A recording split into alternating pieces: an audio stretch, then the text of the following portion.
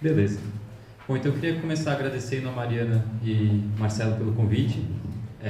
Eu acho muito legal essa iniciativa que vocês tiveram aqui de fazer esse meetup de Data Science.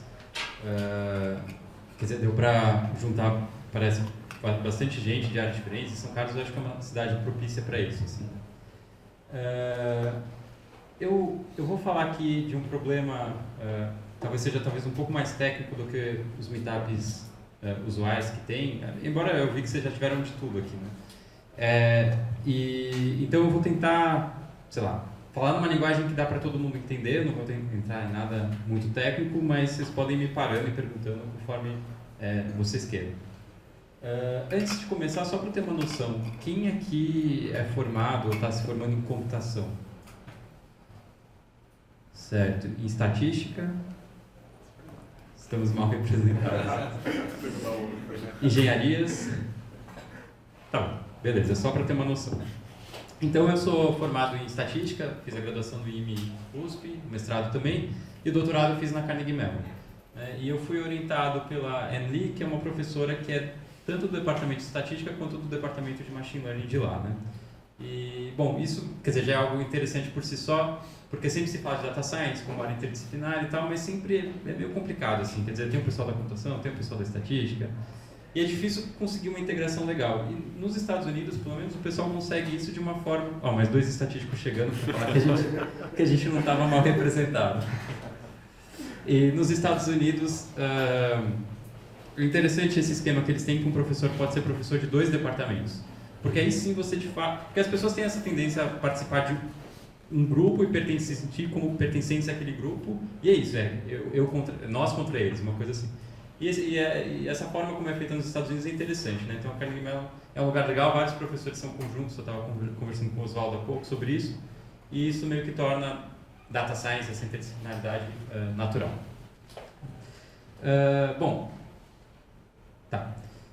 Esse trabalho é um trabalho que eu concluí recentemente com a Anne Lee, mas ele teve a colaboração de várias outras pessoas, eu coloquei aqui.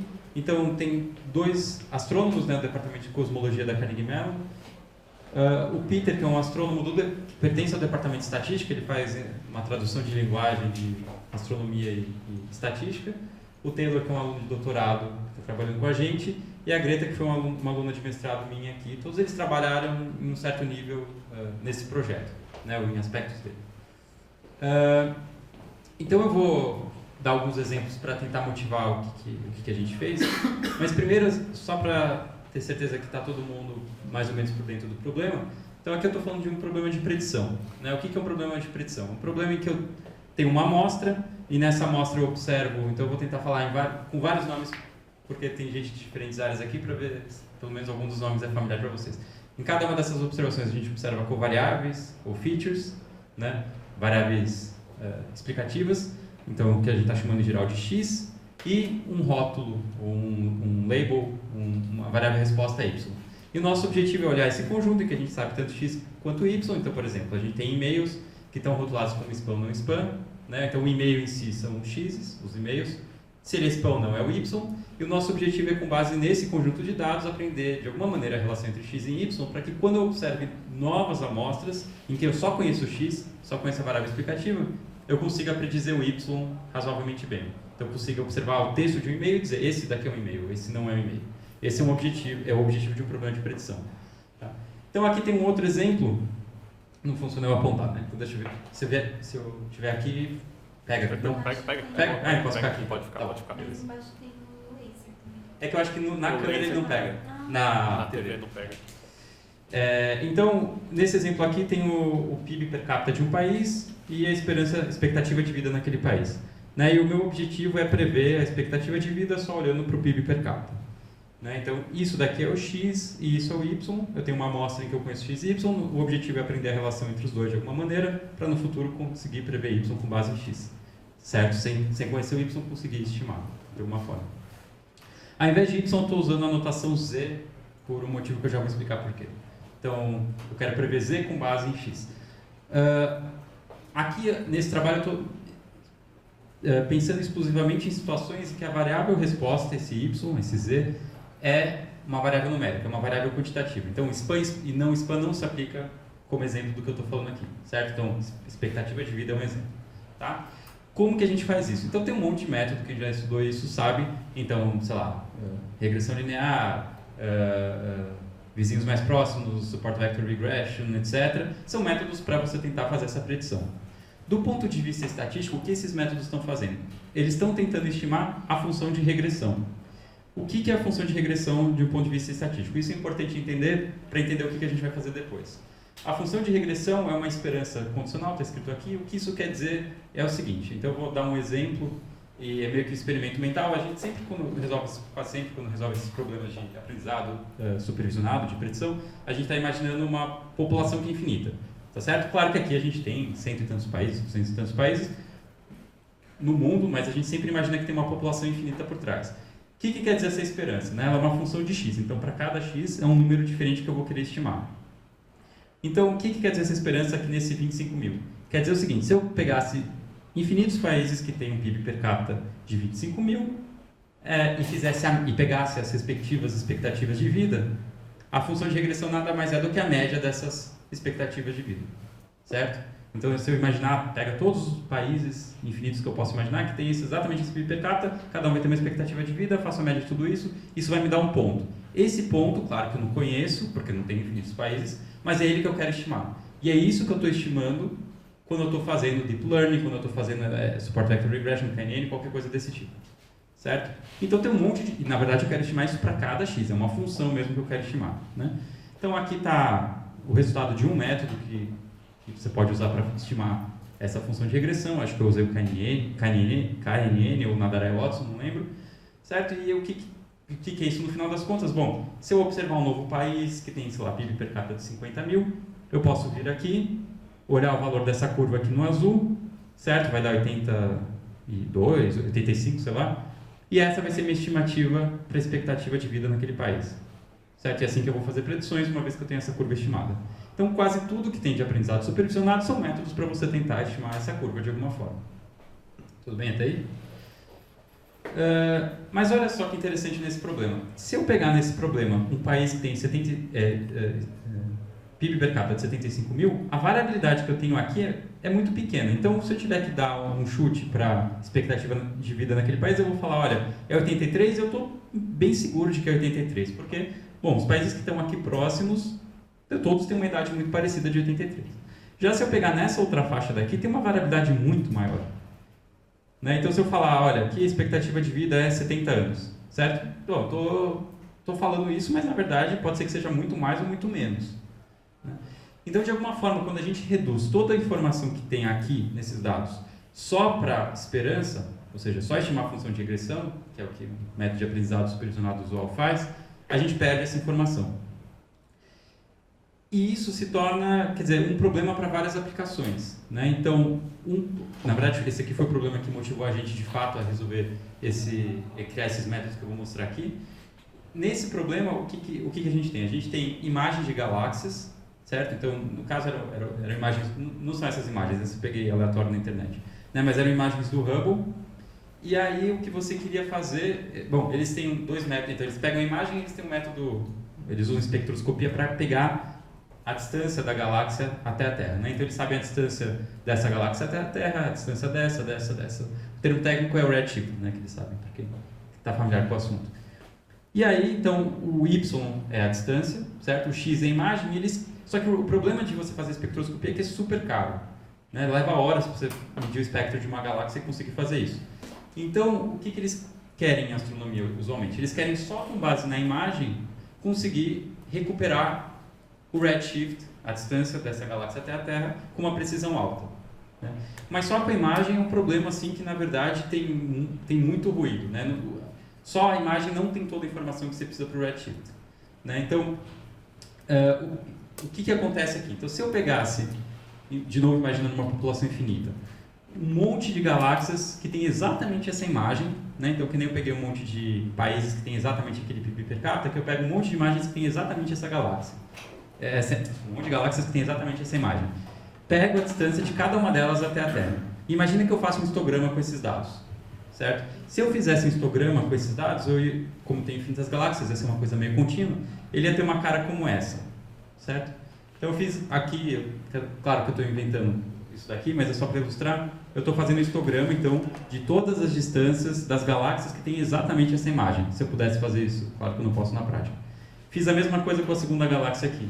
A mesma com a terceira e a mesma com a quarta. E o que a gente está vendo é que esse histograma, ele é bem estranho, tá certo? Então esse daqui, por exemplo, ele é bimodal. O que isso aqui está me indicando é o seguinte, olha, tem uma probabilidade alta da distância dessa galáxia até a Terra estar aqui, entre 0,05 e 0,1, e tem uma probabilidade alta dela estar entre, sei lá, 0,15 e 0,25, algo do tipo. Mas, por exemplo, tem um gap aqui no meio onde a distância não está. Né? Então, se eu imaginasse resumir todo esse histograma para um ponto só, que é o que a regressão está fazendo, tá certo? O que a regressão está fazendo, no fundo, é reduzir toda essa informação dessa distribuição de probabilidade para um ponto que é a média dela, né? Que é o valor esperado que eu falei anteriormente. A gente vai perder muita informação.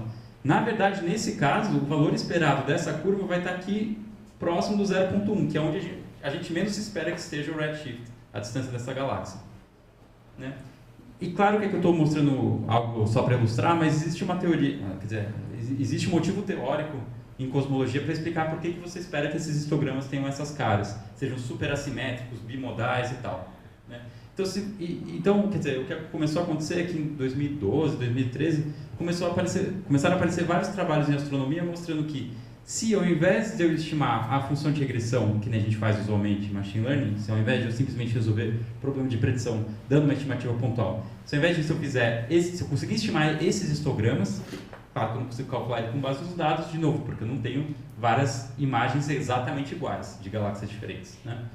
Mas se eu conseguir estimar isso de alguma forma, eu consigo melhorar a precisão que eu tenho na estimativa de alguns parâmetros que modelam a evolução do universo com uma precisão muito mais alta, certo? Então, quer dizer, tem vários modelos de evolução do universo, eles são parametrizados com os parâmetros ali, e aí você precisa estimar esses parâmetros, e usando essas informações desses histogramas, ao invés de simplesmente resumir eles com uma curva, que para cada galáxia, cada imagem vai me dar um ponto só, então tem vários artigos mostrando que você consegue melhorar a inferência sobre esses parâmetros. Certo? Então o desafio todo é como eu consigo estimar essas curvas. Tá? E aí nesse problema, na verdade, o que aconteceu foi... Bom, eu já falo o que aconteceu nele. Então deixa eu só passar para o próximo. Então, regressão em si, né, que é o primeiro slide, é um tópico super antigo em estatística. Existem métodos, sei lá, desde o século XIX sobre isso. O Gauss que começou com regressão linear, mínimos quadrados, etc. E isso continua evoluindo com o tempo. Né? Regressão, como eu falei, é só uma esperança condicional. É o valor esperado da sua variável resposta, o seu rótulo condicional nas suas variáveis explicativas. Hoje o que está, digamos, em alta é uma literatura sobre estimar essa quantidade, a função de regressão, quando, primeiro, x tem muitas componentes. Então, x, por exemplo, é uma imagem, certo? Ou uma curva, ou sei lá, um componente. São várias variáveis que você está medindo, que o pessoal chama de dimensionalidade alta. Né? Isso tem vários desafios teóricos em você resolver esse problema. Né? Você conseguir um bom estimador nesse caso nem sempre é fácil. E o segundo desafio é como fazer isso de forma não paramétrica. Não paramétrica basicamente quer dizer o seguinte: bom, paramétrico quer dizer assumir que isso daqui pode ser parametrizado com algum número finito de parâmetros, sei lá, 10, 15 parâmetros. Tipo uma regressão linear, né? Beta 0 mais beta 1x1 mais beta 2x2, e aí estimar isso se resume a estimar os parâmetros. Né? E não paramétrico é algo muito mais flexível. Né? Você, na verdade, tem infinitos parâmetros. Então, sei lá, alguns métodos razoavelmente recentes. Então, tem laços, modelos aditivos esparsos, métodos baseados em reprodução em Hilbert Spaces, KNN, Deep Learning, etc. São formas diferentes de resolver o problema de regressão. Agora, o que a gente quer fazer nesse trabalho é dar um passo além do que estimar essa regressão. Formalmente, a gente quer estimar aqueles histogramas que eu mostrei no slide passado. Formalmente, para quem já fez um curso de probabilidade, o que a gente quer estimar é a densidade da variável resposta, dessa variável que a gente quer predizer, condicional em x. Né? Isso aqui é o que tem, do ponto de vista probabilístico, toda a informação que x está trazendo sobre z. Né?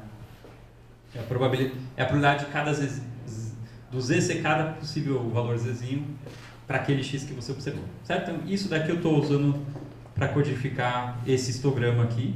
Né? Cada galáxia tem um histograma diferente, por isso que esse cara depende de x. Tá bom, então eu coloquei só os artigos em astronomia, alguns deles que falam sobre a importância de resolver esse problema.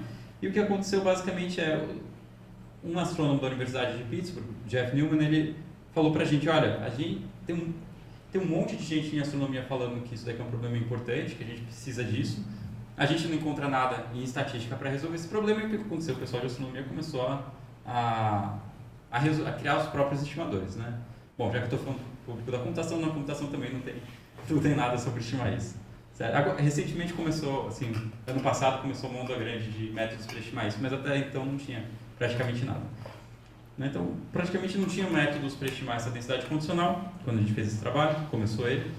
E a maior parte deles funcionava ou em cenários muito, muito específicos, então, sei lá, os dados tinham que ter tal característica, tinha que ser para imagem, tinha que ser para sei lá o quê, não funcionava geral.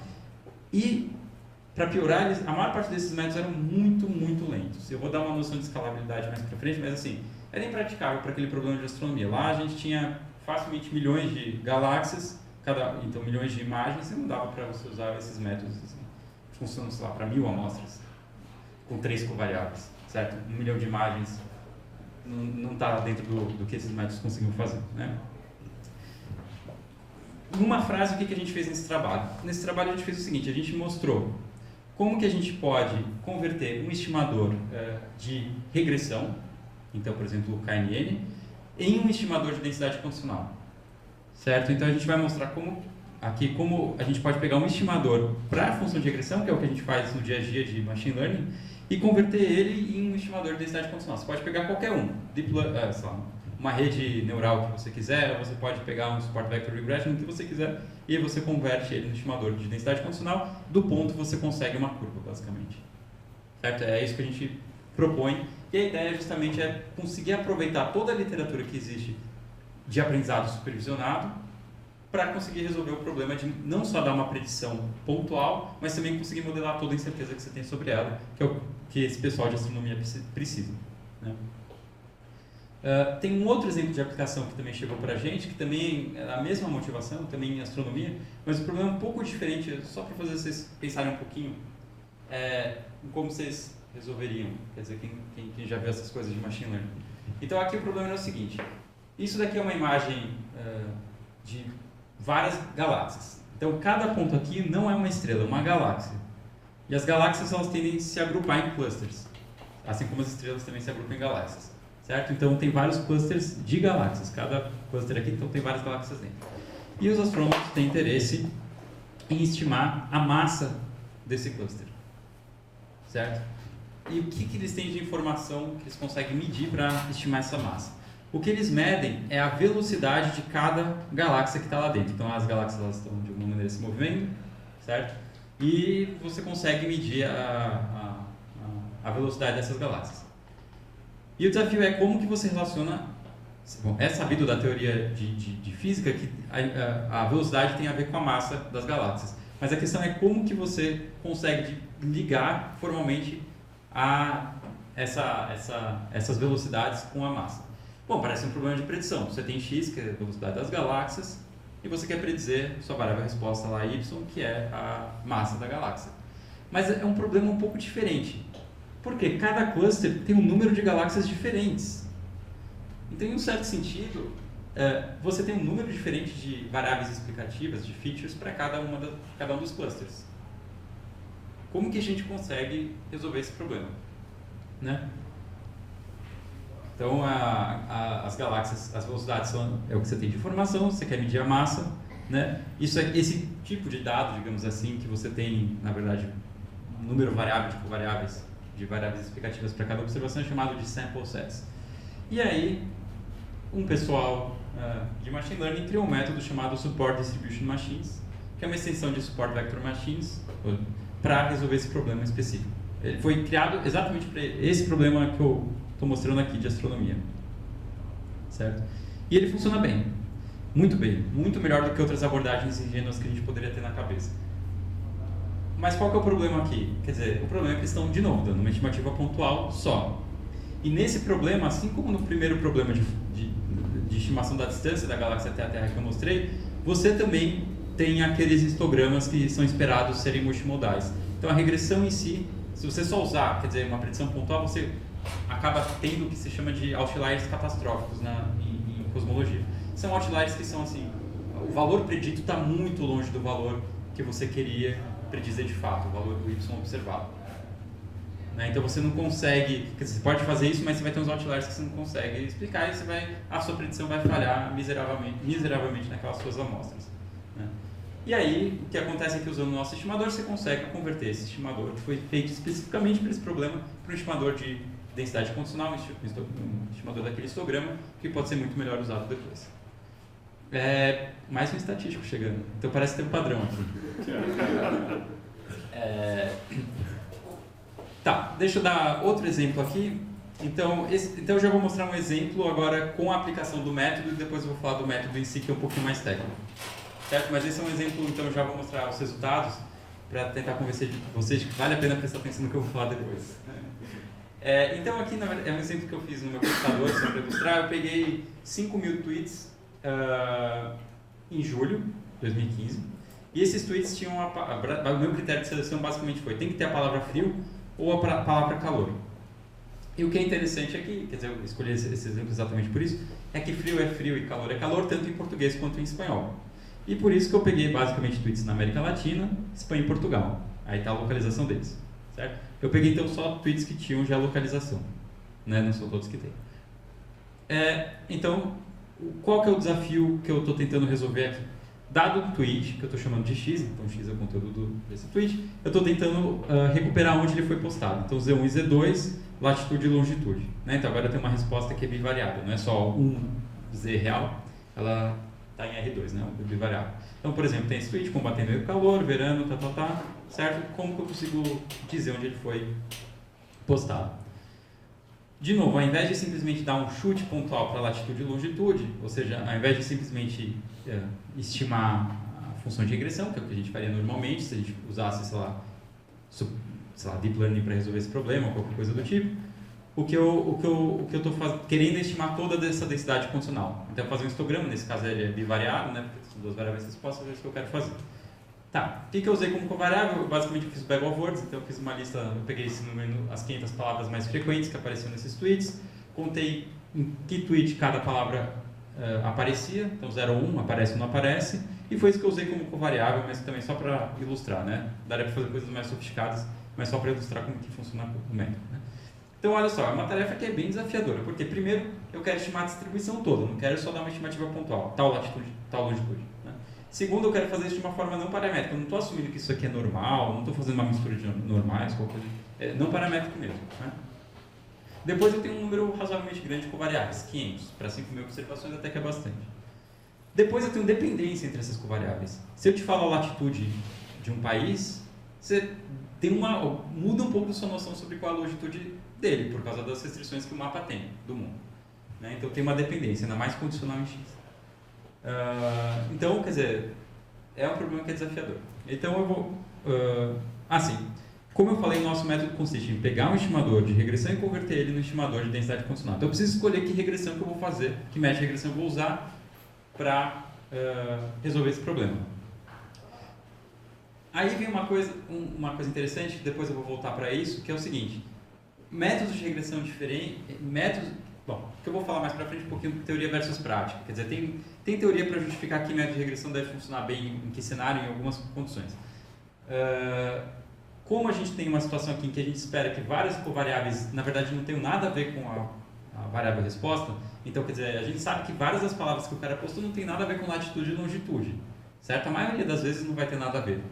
Eu vou usar, para estimar as funções de regressão, métodos aditivos esparsos, porque eles fazem seleção de variáveis, certo? Poderia ter feito floresta aleatória, por exemplo, também, que ele também faz, em um certo sentido, seleção de variáveis. São métodos que a gente sabe que funcionam bem para estimar a regressão desse problema. Então, eu vou pegar um método aditivo esparso para estimar a regressão, poderia ter pego floresta aleatória ou alguma outra coisa, e converter ele, usando o nosso método, no estimador de densidade condicional. Então, eu vou pegar esse estimador, que se eu só fizesse isso, ele me daria um ponto para latitude e um ponto para longitude, e vou estimar ele em alguma coisa que me dá o histograma todo. Então, eu vou mostrar alguns resultados aqui. Então, tem um tweet aqui que contra a ola de calor, não sei o quê. Bom, você já vê que está em espanhol, está falando de praia, certo? Como é julho, é verão no hemisfério norte, inverno no hemisfério sul, isso já te dá alguma informação. falar de praia, falar de calor, certo? E a gente já vai ver a estimativa que ele dá.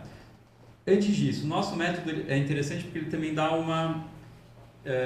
ele dá uma noção de por que ele está fazendo a predição que ele fez. O que ele faz exatamente, na verdade, é selecionar algumas palavras que foram importantes para ele fazer a predição que ele está fazendo. E nesse caso, ele está selecionando calor e praia como palavras importantes. Que, como eu argumentei aqui, faz sentido. Né? Praia tem informação em dois níveis. Primeiro, é uma palavra que é diferente em português e em espanhol. E depois, ela fala praia. Então, tem ela impõe uma restrição geográfica clara. Né? E, de fato, então, aqui eu estou mostrando no mapa, eu estou mostrando as curvas de nível da densidade que eu estimei. Né? Então, eu não consigo fazer um histograma, porque agora é bem variado, só se eu fizesse um terceiro eixo aqui, para fazer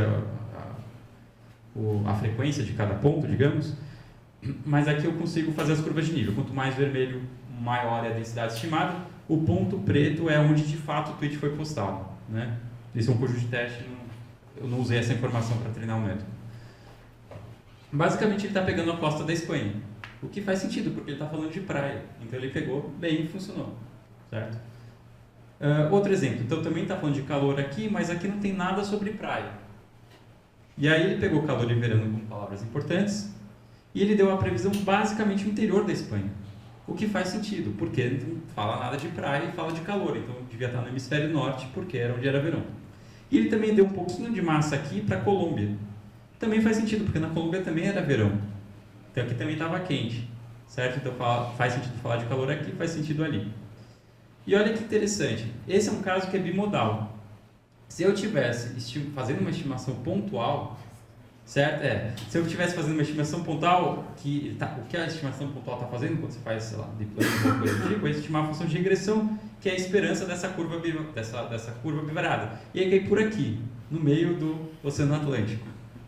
E a gente nem entendeu o que aconteceu, só olhando, tá certo? Mas aqui fica muito claro o que está acontecendo. Inclusive, isso te dá uma sugestão de como você pode fazer estimação pontual de outra forma, que é pegando a moda dessa distribuição. Ao invés de olhar para a média, que faz mais sentido olhar para a moda. Né? Que é algo que daria para fazer se você pensasse direto em estimar a moda da distribuição, mas não é tão trivial assim. Só mais alguns exemplos para ilustrar. Então, esse daqui está falando, obviamente, de Rio de Janeiro. E ele pegou, de fato, o Rio como palavra importante. Né? Ele pegou frio e tal. E aí ele deu uma massa muito grande para o Rio de Janeiro e pegou um pouquinho de Portugal aqui também.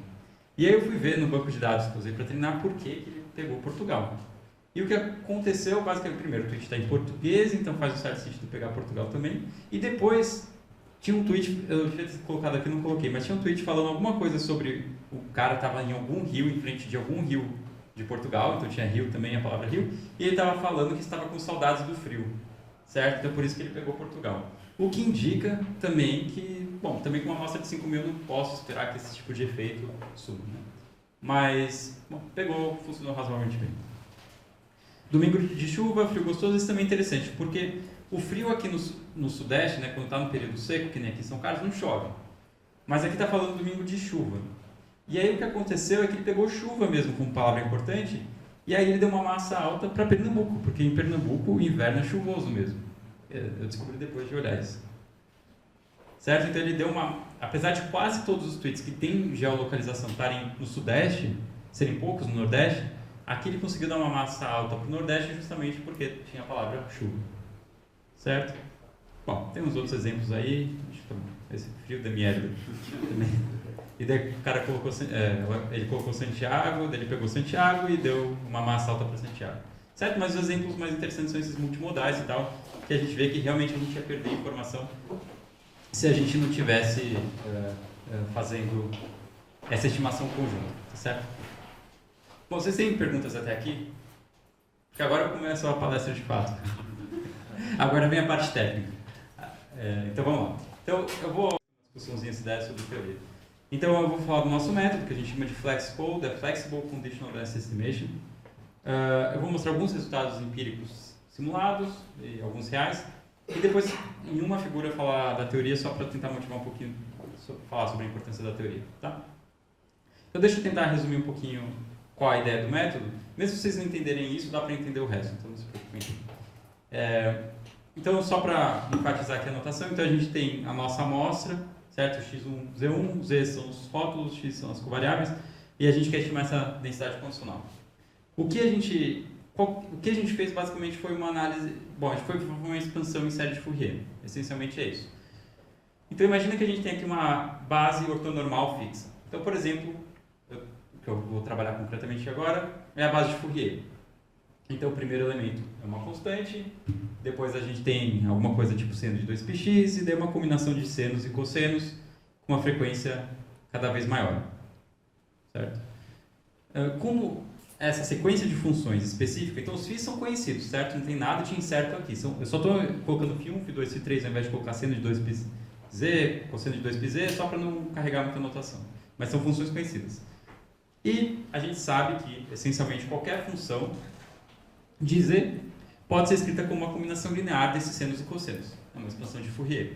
Tipo uma expansão de Taylor, só que ao invés de x quadrado, x ao cubo, é senos e cossenos. Certo? E, claro, para cada função a gente tem uma sequência de coeficientes βi diferentes. Né? Então, β1, β2, β3 são coeficientes que estão associados a essa sequência. Né? Para cada função f você tem betas diferentes que mudaram essa sequência. Certo?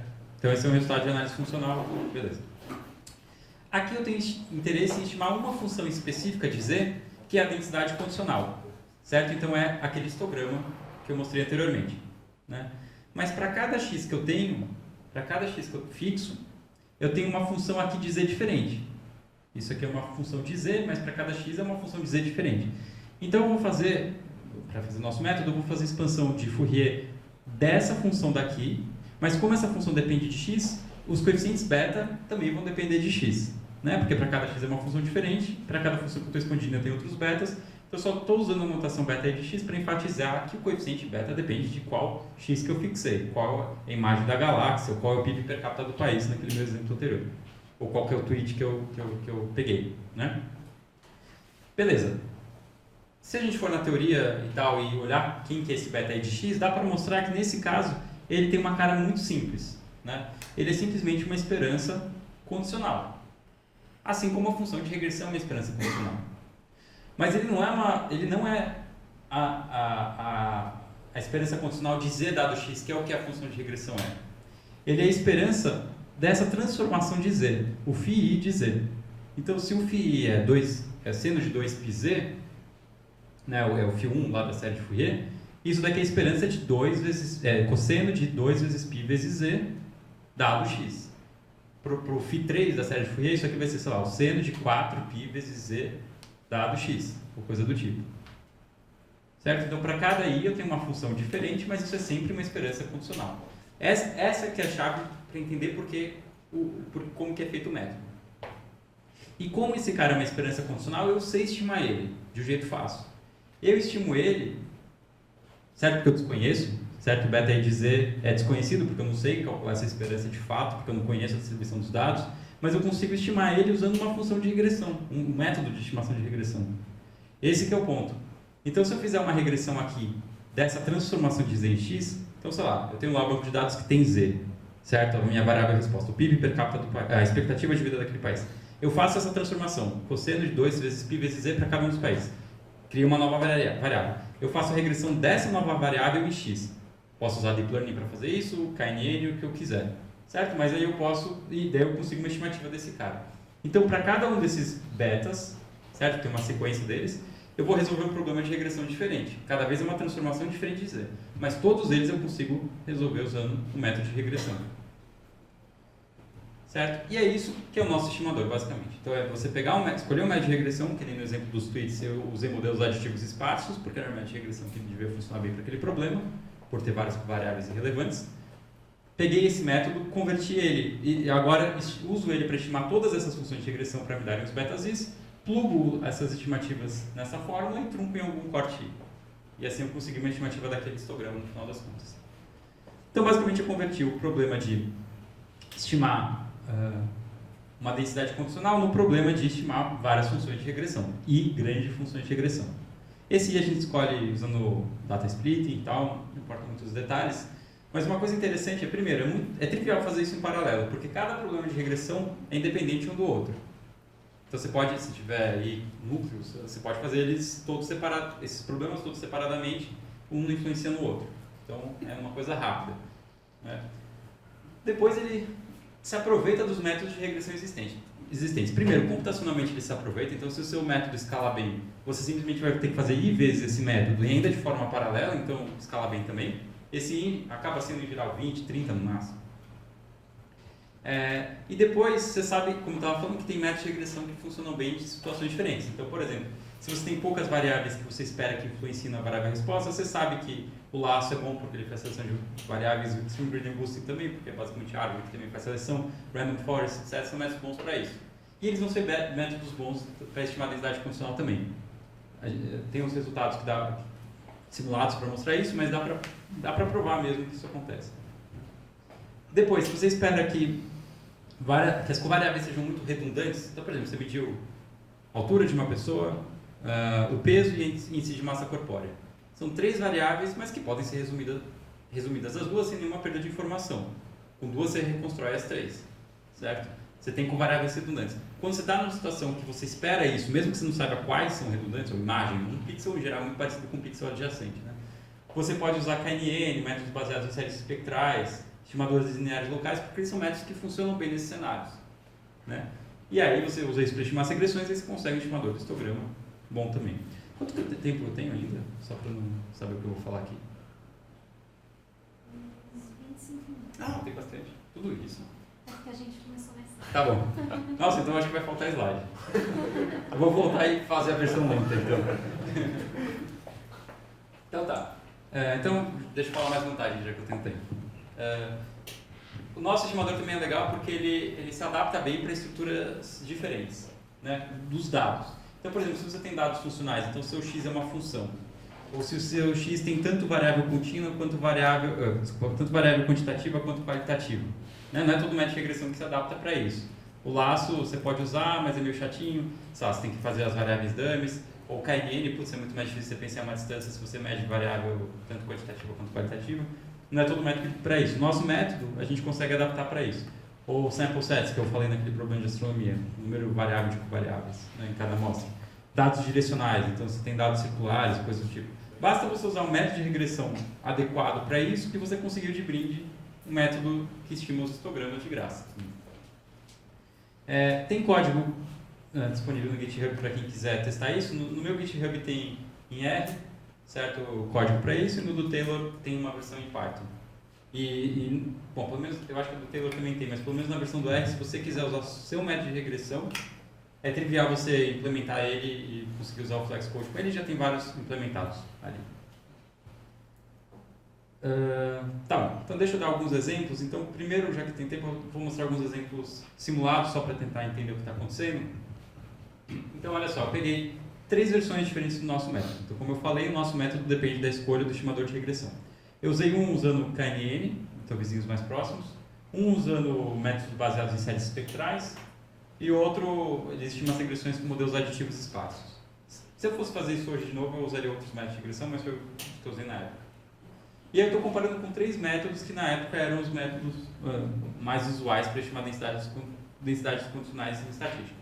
Então, um Kernel Density Estimator, certo? Tem 2 versões dele, e um KNN para estimar a densidade condicional. Então, uma versão do KNN para estimar também todo o histograma e não só o ponto que a gente faz usualmente, né? São esses métodos que eu comparei. No primeiro cenário que eu comparei aqui, tem um simulado. Eu simulei um cenário em que eu tenho um monte de variáveis irrelevantes. Então, eu fixei uma função ali de regressão em que a primeira variável de fato influenciava o Z, a nossa resposta, mas todas as outras não tinham nada a ver, eram ruídos aleatórios que eu gerei. E aí o que acontece? Primeiro eu gerei com um ruído aleatório, depois com 2, depois com 3 e assim por diante. Né? Então aqui, por exemplo, eu tenho 20, tenho variáveis, 19 não influenciam na variável resposta e só uma influencia. E aqui eu estou mostrando, basicamente, isso é uma medida da qualidade do nosso estimador. Então é tipo o erro quadrático médio, ou sei lá, mean absolute error, uma coisa do tipo, mas para densidade condicional. Vamos lá. Então, primeiro, quanto menor, melhor aqui. Os métodos que são melhores são o preto e o verde. O verde é o KDE Tree, que de fato era considerado o estado da arte quando a gente estava fazendo esse trabalho. certo? E realmente ele vai muito bem. Ele vai tão bem quanto o preto, que o nosso é uma versão do nosso método. Como eu falei anteriormente, modelos aditivos esparsos, eles fazem seleção de variáveis, é tipo um laço, só que não paramétrico. Faz sentido então eles irem bem aqui. Já com os métodos que usam KNN vão muito mal, porque o KNN é horrível quando você tem variáveis que são irrelevantes. Ele leva em conta essa variável no cálculo das distâncias e ele não funciona bem. De fato, eles começam a piorar muito conforme você aumenta o número de covariáveis. Mas esses dois funcionam muito bem. E aqui eu estou plotando também, de acordo com a dimensão, o tempo computacional de cada um desses métodos. O quanto demora para ajustar esses métodos.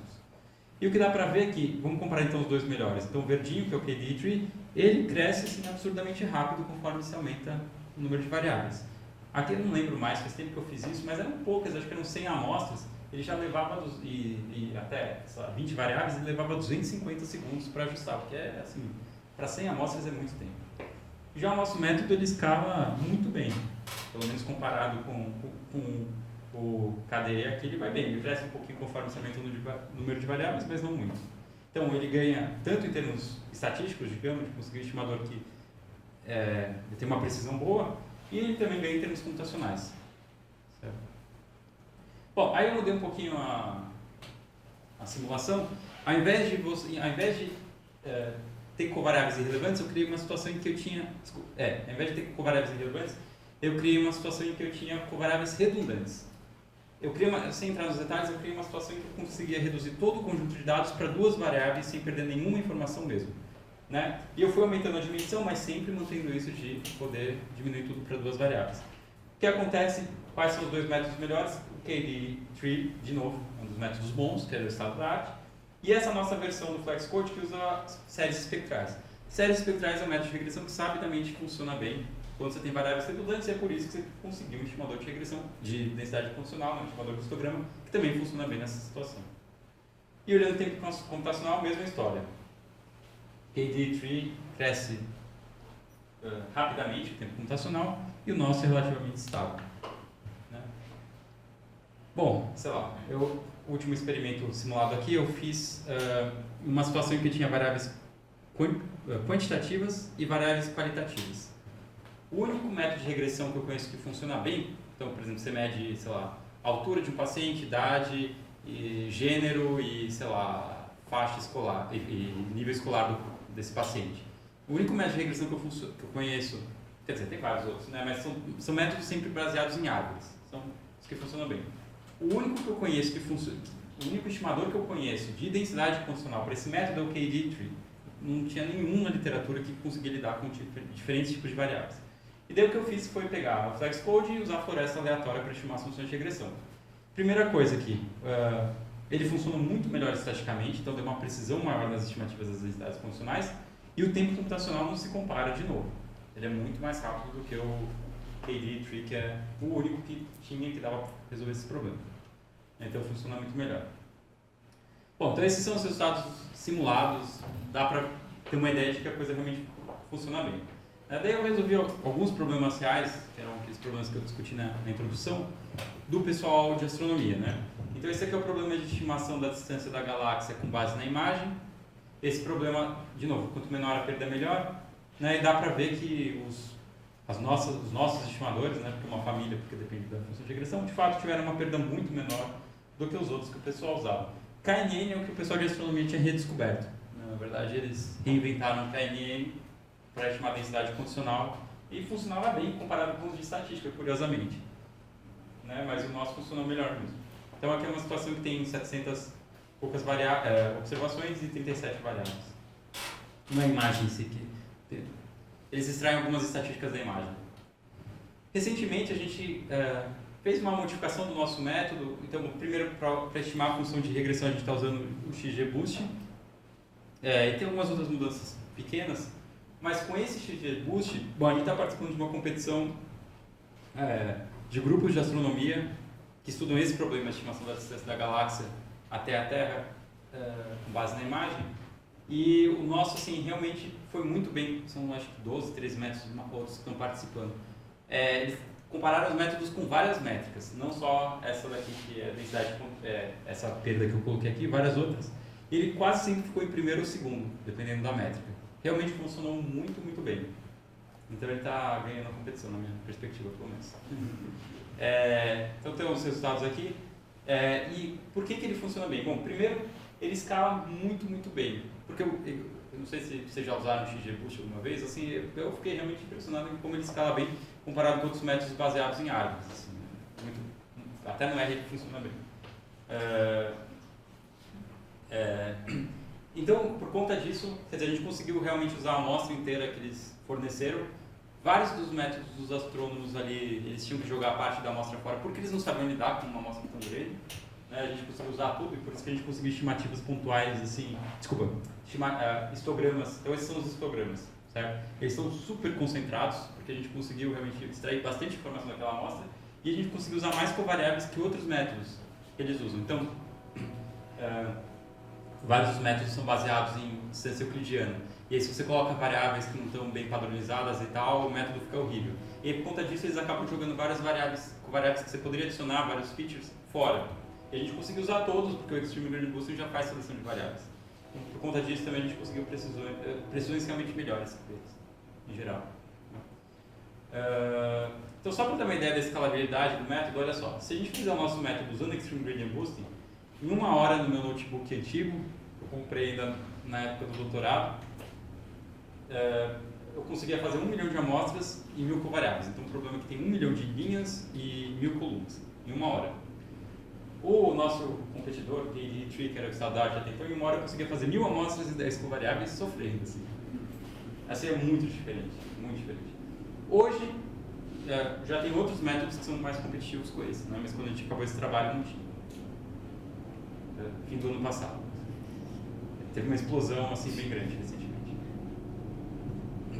Esse aqui é o problema de estimar a massa do cluster da galáxia. Então aquele problema é que você tem um cluster de galáxia, você mede as velocidades das galáxias ali, né? Cada cluster tem um número diferente de galáxias. Aí a gente comparou várias versões diferentes. Então vamos lá. Isso daqui é o que tinha mais próximo para estimar a densidade funcional que dava para usar, que era uma versão para dados funcionais do kernel Dense Estimator. Deu menos 0,98 a perda. E esses são os 3 flex codes que a gente conseguiu implementar nesse cenário. O melhor, de longe, foi esse que usa o Support Distribution Machines, que, como eu falei no começo, vocês lembrarem, é um método de regressão que foi feito para resolver esse problema específico de astronomia. Mas ele dá uma estimação pontual, e a gente usa ele para estimar o histograma inteiro e, de fato, consegue uma performance melhor. Então a gente não teve que repensar em como resolver o problema. Agora já sei resolver o problema de regressão, vamos ver como eu resolvo de estimar o histograma. Não, basta pegar o que resolve a regressão e converter eles no nosso método e realmente funciona melhor. Certo?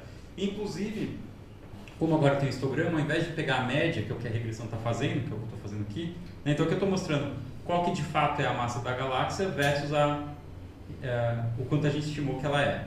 Aqui eu estimei o quanto ela é usando a função de regressão que a gente usa usualmente. Ficou assim. E aqui, ao invés de pegar isso, eu fiz a moda, que nem naquele exemplo dos tweets que tinham as áreas, tinha aquele exemplo que tinha na Colômbia uma massa relativamente alta e na Espanha. Né? Se eu pegasse a média, caía no meio do mar. E é isso que está acontecendo aqui, tá certo? Tem inclusive alguns outliers bem ruins. Se eu pego uma moda ao invés da média, que é algo que eu consigo com o histograma, as estimativas pontuais ficaram muito melhores, tipo mais próximo dessa reta. Certo? Bom, a teoria, na verdade, eu vou passar. Eu quero só mostrar um slide que a gente fez. Então, é isso aqui que eu vou mostrar para a teoria. Eu quero só explicar o que acontece para mostrar como a teoria pode dar alguns insights assim, interessantes sobre a prática. Então, o que a gente fez, assim, do ponto de vista formal, foi derivar a taxa de convergência do nosso método. O que quer dizer isso? Então, isso basicamente quer dizer calcular o quão longe o nosso estimador está daquilo que a gente está querendo estimar. Então, tem uma métrica para fazer isso e a gente está interessado em estudar como que essa proximidade varia conforme o tamanho amostral aumenta. Se eu tiver um estimador de densidade condicional e um problema com 4 variáveis explicativas, 4 features, então eu medi 4 coisas, sei lá, em um indivíduo e quero usar essas 4 medidas para predizer y. Se eu fizer isso, a taxa de convergência se comporta como essa curva preta. Como essa curva vermelha. Ela vai para zero super rápido. Você não precisa de isso aqui é um resultado que não tem nada a ver com o nosso em particular. Mas isso é um resultado que é sabido da teoria estatística. Então, conforme a sua amostra vai aumentando, você vai chegando cada vez mais próximo do estimador do histograma real. Né? E isso vai para zero muito rápido, certo? Com, sei lá, 600, 1000 amostras, você já está muito próximo de zero, com 4 covariáveis.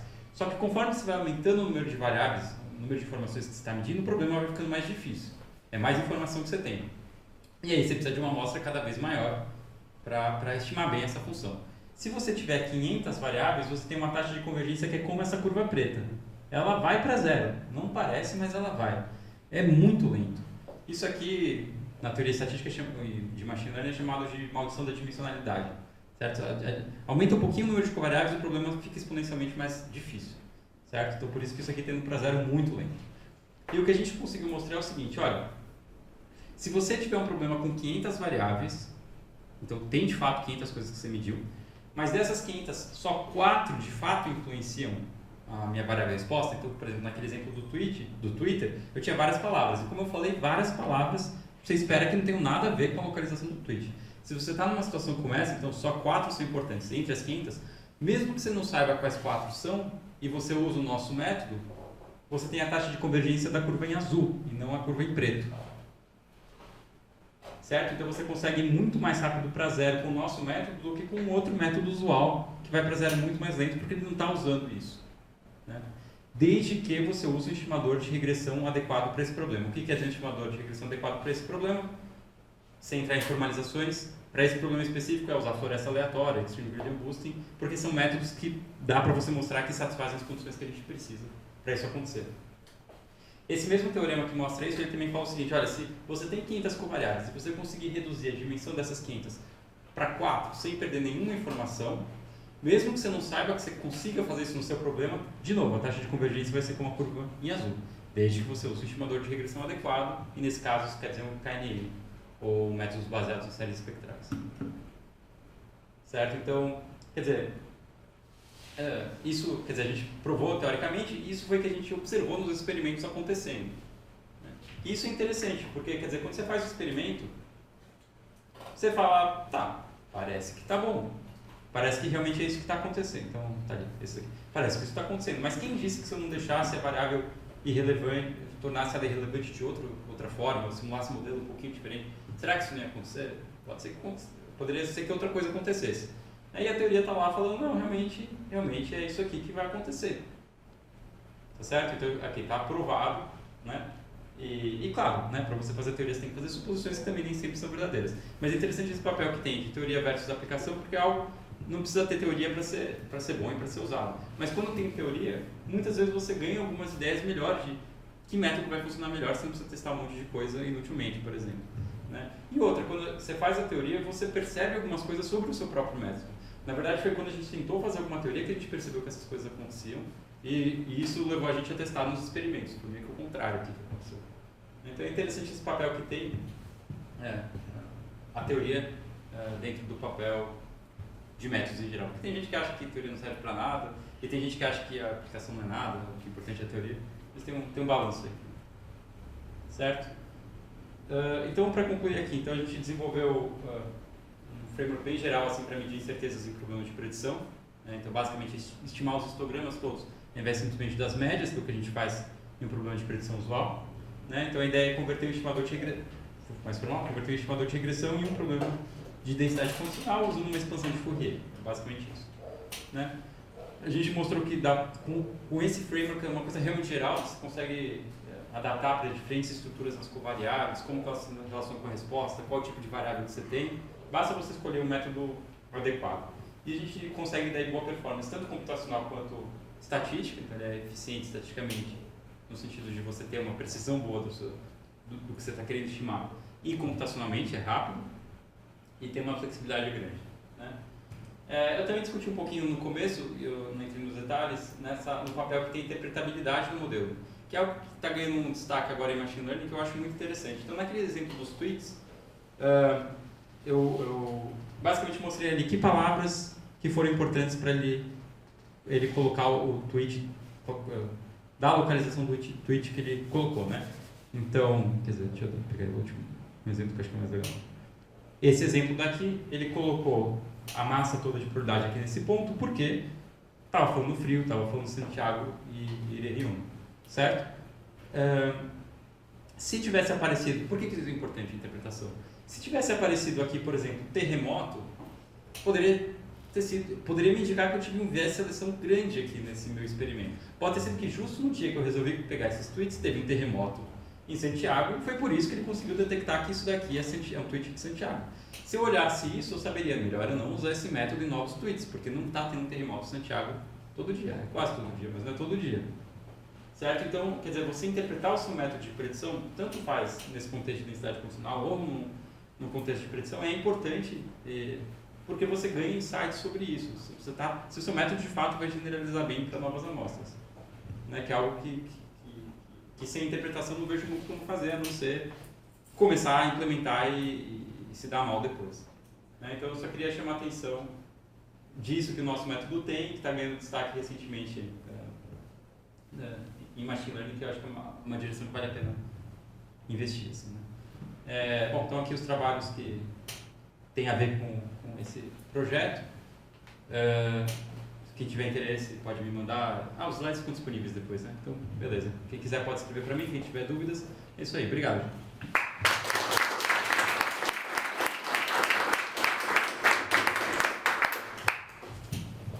Só a gente tem 5 minutinhos, se alguém quiser fazer alguma pergunta para o Rafael. Alguém tem alguma dúvida?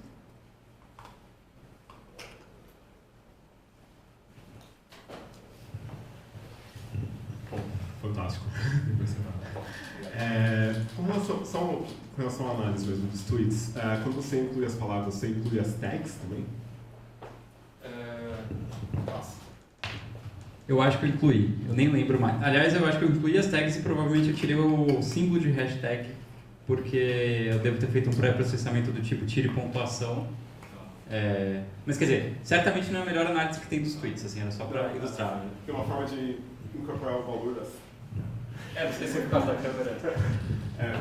Seria interessante comparar o valor das tags, tentando usar só as tags como variáveis e ver o qual que seria o potencial de predição só das hashtags comparadas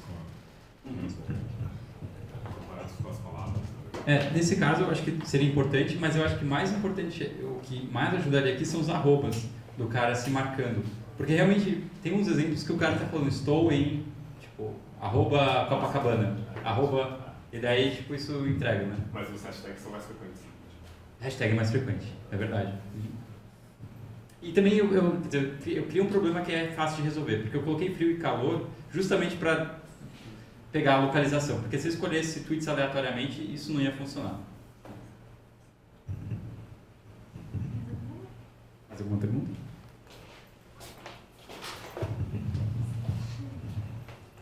Obrigada. Eu não tenho nem muita certeza de como formular a pergunta, porque ainda está processando muita informação, muita coisa interessante que você falou. Mas acho que você já falou que mas gostaria de ouvir mais sobre o melhor método para fazer a regressão do valor que eu quero, do Z, da classe que for. É também o melhor método para fazer a regressão do beta, dos coeficientes da série de Fourier. Sempre acontece e por que ocorre? Legal. É uma ótima pergunta. Então a pergunta eu falei, meio que deixei implícito que se você escolher um método bom para fazer a estimação da regressão, você tem um método bom para estimar a densidade funcional. Não é sempre que acontece, mas o que a gente fez, na verdade, eu não vou, obviamente, explicar tudo isso, mas a gente enunciou, sei lá, 6 situações em que isso acontece. Então, quer dizer, só para dar um exemplo, então, se você usou um KNN para estimar as funções de... Quer dizer, então, se você tem uma situação em que você tem aquela situação de redundância das covariáveis, então isso acontece quando você usa o KNN para estimar a função de regressão e daí tem umas condições adicionais, certo? Então você realmente precisa falar sem entrar muito na tecnicalidade da coisa. Deixa eu ver como eu posso falar isso. É assim, a gente conseguiu assim, pegar realmente uma gama bem grande de problemas. Então eu dei esses 2 exemplos de, olha, se é um método bom para variáveis irrelevantes, é um método bom para densidade condicional, se você tiver variáveis irrelevantes também. E a mesma coisa de dimensionalidade intrínseca. tem outras situações que a gente meio que deixou indicado, olha, tem infinitas que você pode pensar. E tá aqui o caminho para você pensar na sua, se for o caso.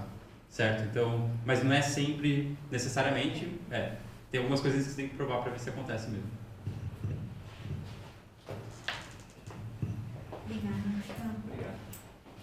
Obrigada mesmo, super massa, adorei. Obrigado. Seu flex code. Rafael estudar na Federal? Na Federal, Que departamento? estatística.